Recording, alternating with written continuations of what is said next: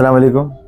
എല്ലാവർക്കും എൻ്റെ വിനീതമായ നമസ്കാരം. പ്രിയപ്പെട്ടവരെ, 2-3 ആഴ്ചക്കാലത്തെ തെരഞ്ഞെടുപ്പ് പ്രചാരണ പ്രവർത്തനങ്ങൾക്ക് അവസാനം കുറിക്കുകയാണ്.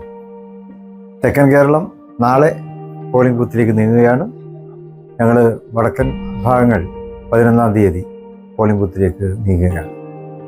കഴിഞ്ഞ 2-3 ആഴ്ചക്കാലം വാദപ്രതിവാദങ്ങളുടെ കാലമായിരുന്നത്.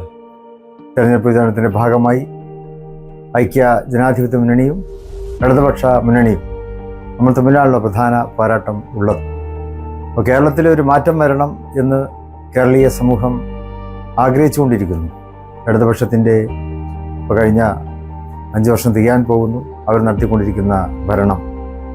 10 വർഷത്തെ ഒരു ഭരണം, അതിൽ അങ്ങേയറ്റത്തെ മടുപ്പോടെയാണ് കേരളത്തിലെ എല്ലാ വിഭാഗം ജനങ്ങളുമുള്ളത്. അതിൽ പ്രായവ്യത്യാസമില്ല. വിദ്യാർത്ഥികൾ, യുവാക്കൾ, കുടുംബങ്ങൾ, അതുപോലെ തന്നെ പൊതുമേഖലയിൽ ജീവിക്കുന്നവർ, ഇവരെല്ലാവരും ഗവൺമെൻറ്റിൻ്റെ ചെയ്തികൾക്കെതിരെ ഉള്ള ഒരു വികാരത്തിലാണ് ഉള്ളത്.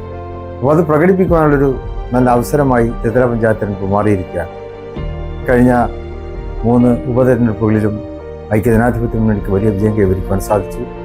അത് ഭരണത്തോടുള്ള എതിർപ്പായിരുന്നു അതിൻ്റെയൊക്കെ ചേതവികാരം. അതിപ്പോഴും നിലനിൽക്കുന്നു. അപ്പോൾ ത്രിതല പഞ്ചായത്ത് തെരഞ്ഞെടുപ്പ്, കോർപ്പറേഷൻ തെരഞ്ഞെടുപ്പ്, മുനിസിപ്പൽ തെരഞ്ഞെടുപ്പ്, അതിലൂടെ അവരവരുടെ പ്രദേശങ്ങളിൽ, അവരവരുടെ ഗ്രാമങ്ങളിൽ, അവരവരുടെ മുനിസിപ്പാലിറ്റികളിൽ, കോർപ്പറേഷനുകളിൽ ഒരു നല്ല ഭരണത്തെ തിരിച്ചു കൊണ്ടുവരാനുള്ള പ്രയത്നത്തിലാണ് കേരളീയ സമൂഹമുള്ളത്. ഓരോ പ്രദേശത്തിൻ്റെയും വികസനം ഓരോ പൗരൻ്റെയും അവകാശമാണ്. ആ വികസനം ഉറപ്പുവരുത്താൻ അതിൻ്റെ ഏറ്റവും വലിയ അടിസ്ഥാന ഘടകം പ്രാദേശിക ഗവൺമെൻറ്റുകളാണ്. പഞ്ചായത്ത് എന്ന് പറയുമ്പോൾ അത് ലോക്കൽ സെൽഫ് ഗവൺമെൻറ്റാണ്. ഇപ്പോൾ കേവലം ഒരു പഞ്ചായത്ത് ഓഫീസും എന്നുള്ളത് മാത്രമല്ല, ലോക്കൽ സെൽഫ് ഗവൺമെൻറ് എന്നുള്ള നിലക്കാണ് കേരളത്തിലെ അല്ലെങ്കിൽ ഇന്ത്യയിലെ പഞ്ചായത്തുകളുടെ ഒരു സ്ഥാനം. അങ്ങനെയാണ്. അത് അധികാര വികേന്ദ്രീകരണത്തിൽ ശ്രീ രാജീവ് ഗാന്ധിയുടെ കാലത്ത് നമുക്ക് നഗരപാലിക ബില്ല് നടപ്പായത് വഴി ലഭിച്ചിട്ടുള്ളതാണ്.